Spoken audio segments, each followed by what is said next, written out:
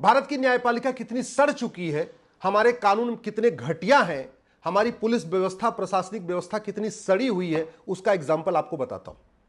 2014 में एक व्यक्ति ने बोला था कि हम 42% है, अगर मोदी हमारे यहां आए, हमारे क्षेत्र में आए, हम बोटी बोटी काट देंगे। और वो व्यक्ति आज की डेट में सांसद भी हो चुका है। 2024 में उसके खिलाफ चार्ज फ्रेम हो रहा है। याद रखिए, अभी जांच पूरी हुई है और चार्ज फ्रेम हुआ है। इस स्पीड से अगर 10 साल लग गया चार्ज फ्रेम होने में, तो फैसला आने में 10 साल लगेगा, क्योंकि गवाहों के बयान होंगे, दोनों पक्षों की जिरह होगी, क्रॉस एग्जामिनेशन होंगे, दुनिया भर की चीजें होंगी। तो 2034 तक डिस्ट्रिक्ट कोर्ट का फैसला आएगा। फिर अपील होगी हाई कोर्ट में। इलाहाबाद हाई कोर्ट में मुकदमों की इतनी भरमार है कि 10 साल के पहले हो ही नहीं सकता फैसला। तो यानी 2044 में हाई कोर्ट का फैसला आएगा। और किसके लिए आएगा? माननीय प्रधानमंत्री जी के केस का फैसला आएगा। फिर मामला सुप्रीम कोर्ट में आएगा। सुप्रीम कोर्ट में भी 10 साल, यानी 2054 में सुप्रीम कोर्ट डिसाइड करेगा कि जिसने कहा है 2014 में कि बोटी बोटी काट दूंगा, वो उसको सजा मिलनी चाहिए कि नहीं। आप जरा सोचिए, मोदी जी आज प्रधानमंत्री हैं, जिसने कहा है वो भी सांसद है आज की डेट में।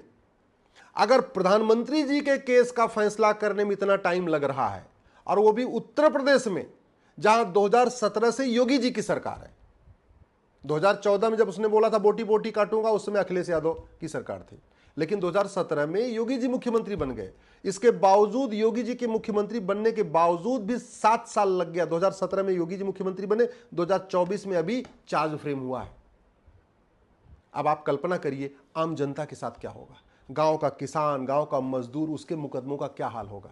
अगर माननीय प्रधानमंत्री जी के केस का यह हालत है, तो आम जनता के केस का क्या हाल होगा। मैं बार बार कहता हूं, जब तक आप अंग्रेजों के 100% कानून खत्म नहीं करेंगे, जब तक ये 1861 वाला जो पुलिस एक्ट है इसको खत्म नहीं करेंगे, नया यूनिफॉर्म पुलिस कोड नहीं बनाएंगे, जब तक अंग्रेजों के जुडिशियल सिस्टम को नहीं बदल के यूनिफॉर्म जुडिशियल कोड नहीं बनाएंगे, जब तक अंग्रेजों के प्रशासनिक व्यवस्था को बदल के यूनिफॉर्म एडमिनिस्ट्रेटिव कोड नहीं बनाएंगे, जब तक आप झूठ बोलने को गंभीर अपराध घोषित नहीं करेंगे, झूठी गवाही को गंभीर अपराध घोषित नहीं करेंगे, झूठा एफिडेविट फाइल करने को गंभीर अपराध नहीं घोषित करेंगे, तब तक मुकदमों का फास्ट ट्रैकिंग नहीं होगी। और जो काम आज 10 साल के बाद हुआ है माननीय प्रधानमंत्री जी के केस में, 10 साल लग गया है केवल चार्ज फ्रेम करने में। मैं कह रहा हूं साल भर के अंदर फैसला आ जाएगा, 100% फैसला। Justice with in year possible है, और जस्टिस फॉर ऑल पॉसिबल है। मुकदमा लंबा क्यों चलेगा जानते हैं आप? क्योंकि जिसने बोला है बोटी बूटी काटेंगे, अब वो सांसद बन गया है। अब उसके खिलाफ लोग गवाही देने से डरेंगे। एक तो पहले इतना सोचिए, इतना उसके अंदर साहस था कि वो जब सांसद नहीं था तब भी बोला था बोटी बोटी काट दूंगा, और अब तो सांसद हो चुका है। दूसरा, 42% वहां है वो, उसके मजहब के लोग 42% हैं, उसका भी कॉन्फिडेंस है। तो गवाह आधे गवाह टूट जाएंगे, आधे गवाह देने की कोशिश नहीं करेंगे, बार बार तारीख पे तारीख चलती रहेगी और फैसला लंबा चलता रहेगा। अब जिसने बोला है बोटी बोटी काटूंगा, उसका वीडियो सार्वजनिक है, लेकिन वो कहेगा मैंने भी नहीं बोला। अगर एक काम हो जाए, नार्को पॉलीग्राफ ब्रेन मैपिंग कानून बन जाए, और जिसने बोला बोटी बोटी काटूंगा उसका narco test, polygraph test, brain mapping हो जाए, और उससे केवल एक पूछ लिया जाए, भाई तूने बोला था 2014 में, तो निश्चित रूप से कहेगा हमने बोला था। फिर गवाहों की जरूरत ही नहीं है। क्या जरूरत है गवाही की? अरे जिसके ऊपर आरोप है, अगर narco test, polygraph test, brain mapping, तीनों टेस्ट में कंफर्म हो जाए और तीनों में एक ही बात आए, हाँ हमने बोला हमने बोला हमने बोला, तो फिर गवाहों की क्यों चाहिए? ये वर्तमान व्यवस्था समाज में द्वेष बढ़ा रही है। क्यों? क्योंकि पुलिस को 20-25 गवाह ढूंढना मुश्किल हो जाएगा, और अगर 20-25 गवाह मिल गए पुलिस को, तो वो 20-25 लोग इस सांसद के दुश्मन हो जाएंगे। वो सांसद जिसने बोला है बोटी बोटी काटूंगा, उन 25 लोगों को ढूंढता रहेगा, फिरता रहेगा, और कुछ न कुछ उनका नुकसान करने की कोशिश करेगा। एक सबसे बड़ी समस्या ये है, अगर हम केवल इतना कर देना कि झूठी गवाही गंभीर अपराध है, झूठी गवाही देने वालों को 10 साल की सजा होगी, तो जिसने बोला ना बोटी बोटी काट दूंगा, उसके पक्ष में उसका भाई भी जाके गवाही नहीं देगा। क्यों? क्योंकि लगेगा 10 साल उसको सजा हो जाएगी। अगर ये झूठी गवाही गंभीर अपराध हो जाए, तो बोटी बोटे वाले की बीबी भी नहीं उसके पक्ष में गवाही देगी, बोटी बोटी करने वाले के पिता भी नहीं वहां जाके गवाही देंगे। लेकिन अभी क्या करेगा, वो 100-150 गवाही इकट्ठा कर लेगा। न्यायिक व्यवस्था इतनी सड़ी हुई है कि जिस व्यक्ति ने बोला था कि 15 मिनट के लिए पुलिस हटा लो, हिंदुस्तान से हिंदुओं को खत्म कर दूंगा, उसका कुछ नहीं हुआ। वो बाकायदा विधायक बन के बैठा हुआ है और वो वीडियो आज भी यूट्यूब पे उपलब्ध है। कुछ करने की जरूरत ही नहीं है। वीडियो की जांच करा लो, फोरेंसिक जांच में 1 हफ्ते में पता चल जाएगा वीडियो सही है कि झूठ है, वीडियो असली है कि नकली है। भाई यही तो करना है, वीडियो की जांच करना है, और जिसका वीडियो उसकी आवाज वॉइस सैंपल लेना है और वॉइस की जांच कर लेनी है और कंफर्म हो जाएगा। 3-4 दिन में, मैक्सिमम 1 हफ्ते में पता चल जाएगा कि वीडियो असली है कि नकली है। तो वैसे ये बोटी बोटी वाले का भी वीडियो जांच कर लो, 1 हफ्ते में कंफर्म हो जाएगा। और ज्यादा कंफर्म करना है, नार्को पॉलीग्राफ ब्रेन मैपिंग कर लो, लेकिन नहीं करेंगे। क्यों? क्योंकि हमारे कानून में व्यवस्था ही नहीं है। नार्को पॉलीग्राफ ब्रेन मैपिंग कानून आज तक बना नहीं है। झूठ बोलना गंभीर अपराध है नहीं, झूठी शिकायत गंभीर अपराध है नहीं, झूठा एफिडेविट गंभीर अपराध है नहीं, झूठा जांच करना गंभीर अपराध है नहीं। तो हर व्यक्ति अपना झूठ कर रहा है।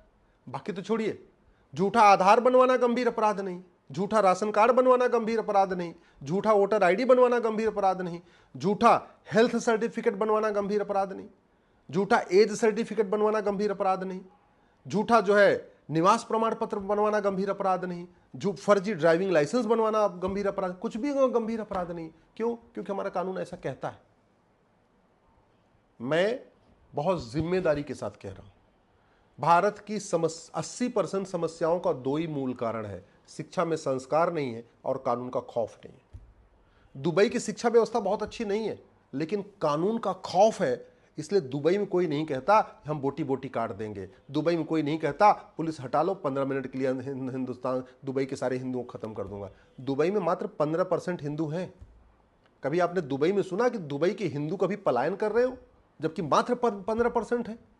और यहाँ कश्मीर में क्या हुआ, यहाँ बंगाल में क्या होता है, यहाँ बॉर्डर पे क्या होता है, बाकी तो छोड़ो, यूपी के कैराना में क्या होता है, बहराइच में क्या होता है, उदयपुर में क्या होता है, क्या क्या होता है, सब पता है।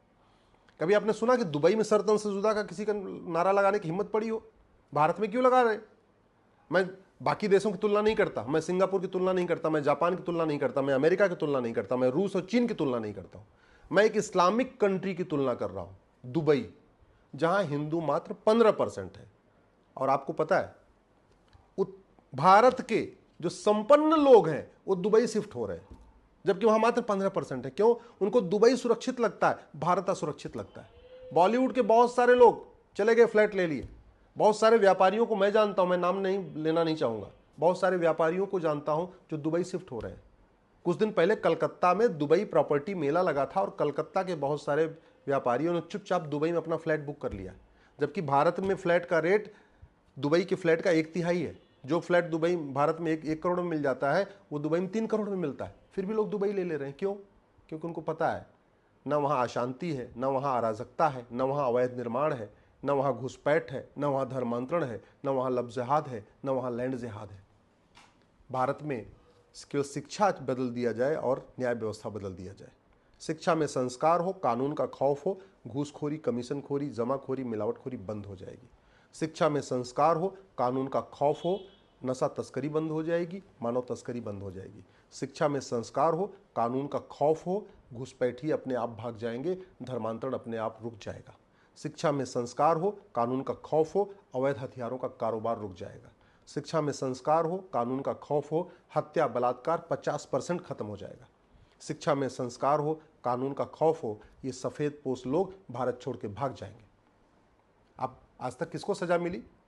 70,000 करोड़ का कॉमनवेल्थ घोटाला था, हुई किसी को आजीवन कारावास, किसी को फांसी हुई, किसी की नागरिकता खत्म हुई क्या? 1,76,000 करोड़ का 2G घोटाला, किसी को फांसी हुई क्या? किसी की नागरिकता खत्म हुई क्या? 1,86,000 करोड़ का कोयला घोटाला, किसी को फांसी हुई क्या? किसी की नागरिकता खत्म हुई क्या? बाकी तो छोड़िए कि किसी माओवादी की नागरिकता खत्म हुई, फांसी हुई, बताइए? किसी नक्सली की नागरिकता खत्म हुई या फांसी हुई? किसी कश्मीर के अलगाववादी की नागरिकता हुई, खत्म हुई या फांसी हुई? सिखों का नरसंहार करने वालों में किसी की नागरिकता खत्म हुई या फांसी हुई? कश्मीर में नरसंहार करने वालों को किसी की नागरिकता खत्म हुई या फांसी हुई? इसके बाद जितनी घटनाएं हुई हैं, चाहे वो कमलेश तिवारी हो, चाहे कन्हैया लाल हो, चाहे उमेश कोल्हे हो, चाहे देवराज हो, चाहे डॉक्टर नारंग हो, जितने भी भारत में, चाहे रतन लाल हो, चाहे अंकित सक्सेना हो, जितने भी भारत में हुई हैं, किसी भी हत्यारे की नागरिकता खत्म हुई, फांसी हुई क्या? बाटला हाउस में इंस्पेक्टर मोहन चंद शर्मा को मारा था आतंकवादियों ने, क्या उनको फांसी हुई? इनकी नागरिकता खत्म हुई? जब कानूनी घटिया है, पुलिस व्यवस्था सड़ी हुई है, न्यायिक व्यवस्था सड़ी हुई है, प्रशासनिक व्यवस्था सड़ी हुई है, तो अराजकता खत्म नहीं होगी। केवल बातें करने से, अच्छी अच्छी बातें करने से, बड़ी बड़ी बातें करने से न शांति आएगी, न समृद्धि आएगी, न समता आएगी, न समानता आएगी। जब तक कठोर दंड नहीं होगा, जब तक शिक्षा में संस्कार नहीं होगा और कठोर दंड नहीं होगा, तब तक ये रुकेगा नहीं। और एग्जाम्पल मैंने आपको दे दिया, माननीय प्रधानमंत्री जी के केस में जांच चार्ज फ्रेम करने में 10 साल लगा है। फैसला आएगा 10 साल के बाद 20 साल, हाई कोर्ट में 10 साल मुकदमा 30 साल, सुप्रीम कोर्ट में 10 साल मुकदमा 40 साल। फिर कौन देखने के लिए बचा हुआ है? फिर पता चला सुप्रीम कोर्ट दया के आधार पर माफ भी कर दे, भैया ठीक है, बोटी बोटी कहा था, अब तो माफी मांग रहा है, बात खत्म हो गई। ये स्थिति है। इसको बदलने के लिए मैं आपसे निवेदन कर रहा हूं, नेताओं, अभिनेताओं, लेखकों, बुद्धिजीवियों को पकड़िए, उनसे संवाद करिए, उनसे बातचीत करिए। बतौलेबाजी करने से कुछ नहीं होगा।